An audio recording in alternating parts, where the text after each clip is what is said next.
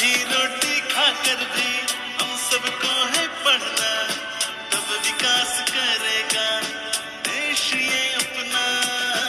आधी रोटी खाकर भी हम सबको है पढ़ना, तब विकास करेगा देश ये अपना। ज्ञान रूपी दौलत को पाके रहेंगे हम, ज्ञान रूपी दौलत को पाके रहेंगे हम।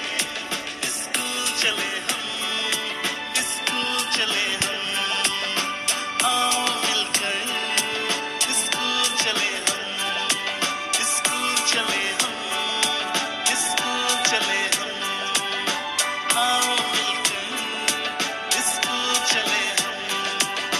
बिन जाएगा अधूरा ये जीवन, बिना ज्ञान रह जाएगा अधूरा ये जीवन।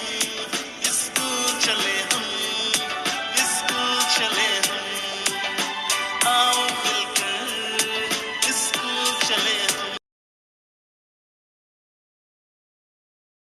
আম কেটা আছে, ফল কেটা আছে, ধুনীয়াকে চুটিয়াকে হেৰি আছে। আপোনালোকে ধুনীয়াকে ফাৰ্ষ্ট টাইম পৰীক্ষা দিছে, কেটা আছে আছে ন?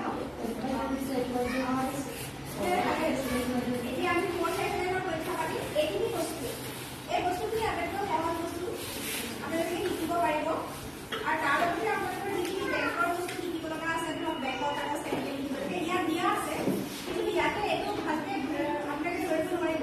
সেইকাৰণে মই অনুৰোধ কৰিম, আমাৰ ভিডিঅ'টো আছে বা আমাৰ কামটো কেতিয়াবা যায় বেংকলৈ, তেতিয়া এখন এখন এক্সট্ৰা শ্লিপ লৈ আহিব।